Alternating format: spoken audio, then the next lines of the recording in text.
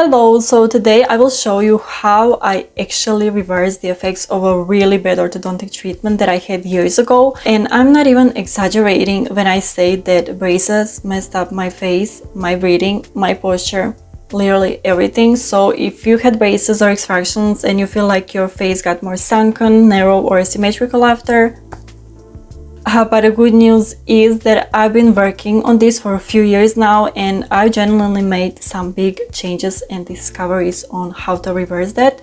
And today I'm gonna break down exactly what I did to reverse it step by step. So let's get into it. So first of all, mewing. Mewing obviously played a big role in my journey, but I don't mean just full tongue on the roof of the mouth, okay? Because for most people with bed structure, that's clearly impossible oral posture.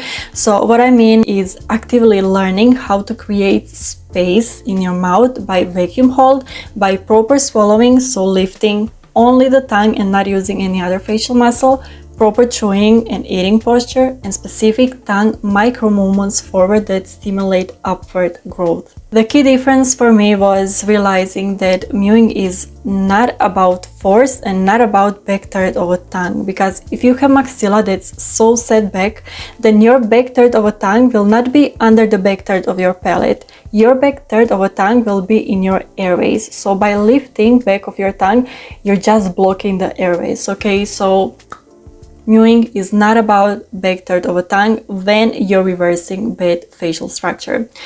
So once that I started mewing in a sustainable way, I was able to do it consistently, and of course I started gaining results, breathing through my nose 24/7, which obviously then expanded my palate and toned my facial muscles, which immediately made me look better. I was also able to feel the pressure in my cheekbones and sinuses, and that's the best indicator for you to know that you're actually making a progress, you know, when mewing is or any technique is affecting your airways. But if your palate is too narrow or your sutures are too tight, then tongue can't even do its job, right? Even if it's stuck to the palate. And that brings me to my next point. This took a while for me to figure out, but it made such a huge difference. So basically, I need to have a little introduction for this. We need to realize that our skull is not just one big solid bone, okay? It's made of multiple bones which are joined by sutures or these connections. And if those sutures, if they get compressed or stuck, and they often do, especially after braces, then your whole cranial structure can lock up, okay? You can do mewing all day, but if your bones can't move, nothing's gonna remodel on your face. So I started doing techniques to gently stimulate those sutures, and that's called suture traction therapy. That therapy is done in a way that you're applying light pressure on your sutures. So basically we are trying to just reopen those connections between the bones, and your face starts to become more flexible and less tense. So all the other techniques that you're doing become 10 times more effective, pretty much. And suture traction therapy is not like cracking bones, okay? It's not anything harsh, it's more just like loosening them up. So then when you're mewing and doing all the other techniques, you will be able to feel your bones move. This one might sound a little weird if you've never heard of it, but trust me, it was a game changer for me. So it's thumb pulling, which is basically a technique that I started using to relax the palatine suture and to apply more forward traction on the inside of the upper jaw. And the reason why I started doing thumb pulling is because a lot of us with extractions or braces, we had our maxilla pulled backward. So no matter how much you're mewing, your face will still look sunken unless you physically bring it more forward. So the idea with thumb pulling is to use your thumbs inside your mouth in a way that helps stretch and guide your bones forward. I'm not gonna go into the exact techniques here, right? That's coming in future videos, but I will say that when you do thumb pulling properly, it really doesn't feel forced, it just feels right, okay? It feels like healing, and it releases the tension that's been created through years of treatment. It literally feels like your bones want to expand and want to loosen up. So you will often feel a release in your sinuses, around your eyes, and even in the temples, okay? So it's instant feedback. And also sometimes after a session of thumb pulling, I would look in a mirror and my cheekbones would be visibly more forward, or my philtrum would lift slightly, right? Or the area under my eyes would look slightly less hollow. All that from just 10 to 15 minutes of thumb pulling. So it does give immediate results, but it's not one and done thing, okay? You have to be consistent, but thumb pulling works really fast. So the next thing that changed everything for me was cranial and facial stretching. So what happens is when your fascia gets tight, it pulls on your bones underneath, right? And it holds them in misalignment or in misaligned position.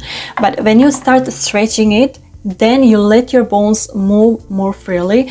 And if you had braces or other orthodontic treatments, chances are that your facial fascia is locked down. So by doing those releases, those stretches, which stretch out your scalp, jaw, neck, retromolar, and temple areas, you are releasing your bones clearly and allowing them to realign.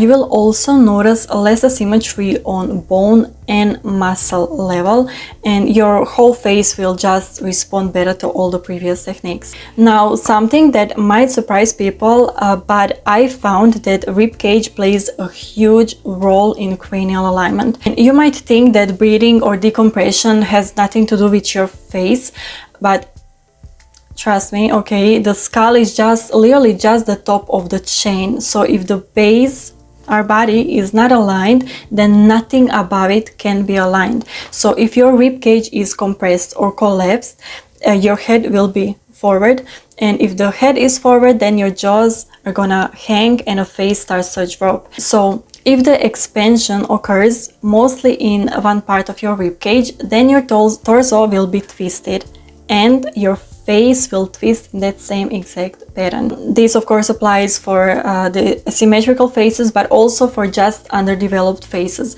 So if you're lacking expansion in every part of your ribcage evenly, then your spine and ribs are compressed, and this compression affects your cervical spine, okay, cervical spine, which is connected to your occipital bone and sphenoid bone, and your jaws and whole face pretty much is affected by that.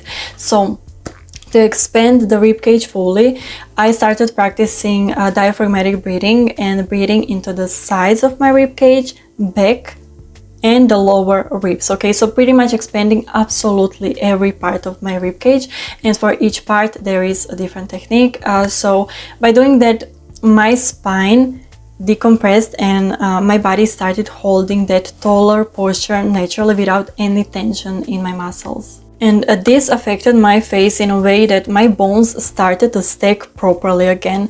And then I started a cervical spine decompression technique simply by doing halo traction, okay, or basically just lifting the mandible and occipital bone. And I did that technique for 15 minutes each day, and it straightened my back and pulled my jaws up and forward.